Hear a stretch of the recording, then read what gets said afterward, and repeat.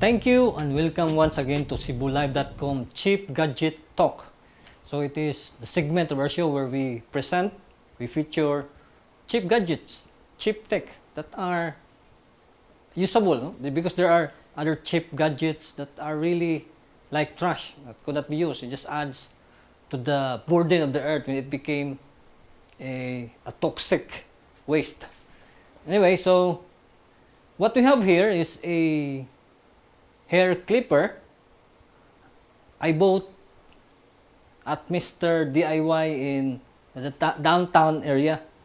So I bought this because our other hair clipper is already acting weird. Its vibration has become stronger. It gives off erratic sound. And so that's why, though I have no intention of buying it during that time, but I was tempted because the quality really looks good. So let's unbox it. To see what's inside. So this is from Mr. DIY. This is a popular, I think, gadget store nationwide. I think it replaces the CDR King chain of stores. The name of the brand is DSP, and this particular model is model E-90013. So the box is just simple. It has minimalist design. Even the specs of this hair clipper is not even listed. So it's just simple box. So let's open this.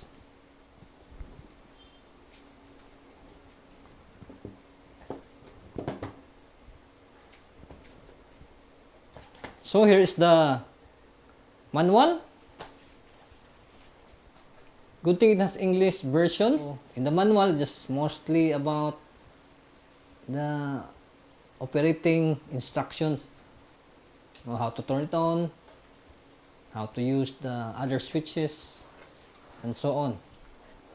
Let's check the accessories first. It comes with the standard accessories.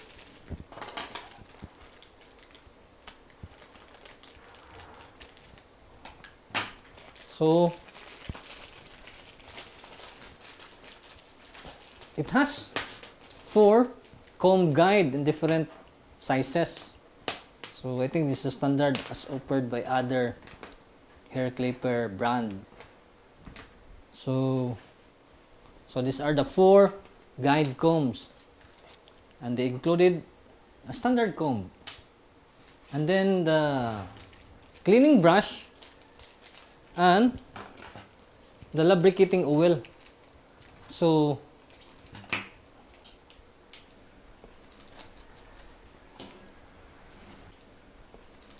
what I like about this, it comes in a bigger container. So it comes in a bigger container, and here's the cleaning brush.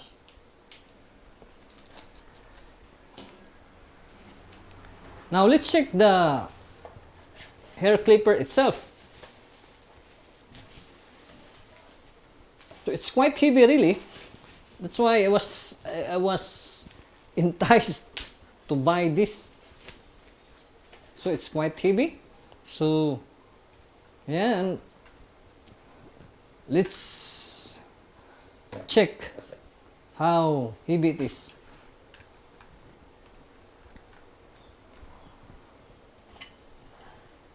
And also we are using a cheap weighing scale. It's for the bags.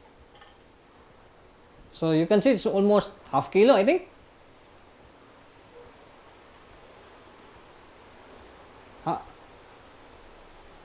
Almost half kilo.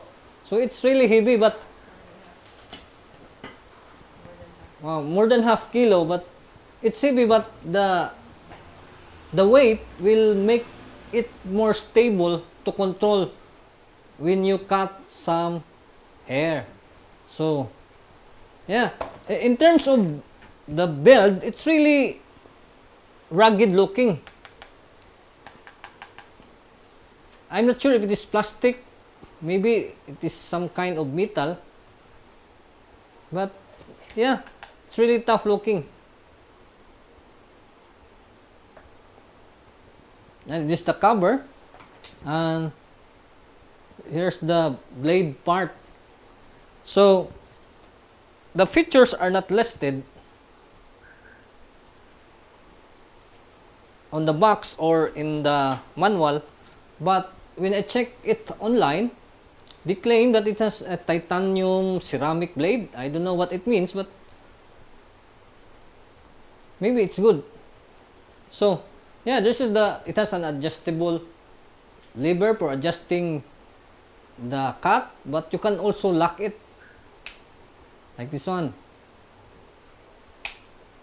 And the grip is good. Here is the power button. It's just a nice feel to it when you turn it on. It is not flimsy.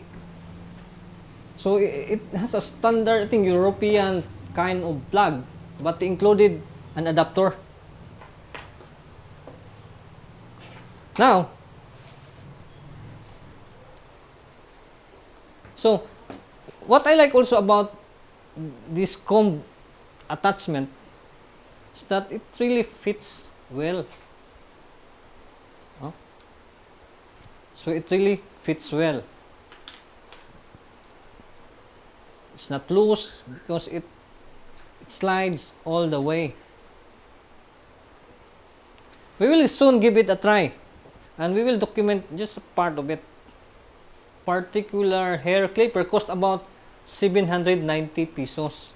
So it's still cheaper compared to the branded hair clippers like the Wall brand. It's about 3,000 pesos. This one is just 790 pesos. Okay, so let's see. We'll turn it on. Let's see how it works. So, okay. So, let's use the thing and we'll turn it on. It's raining, that's why it's difficult to maybe to differentiate the sound of it. We'll turn it on. Oh, it's really smooth. It runs like a rechargeable clipper.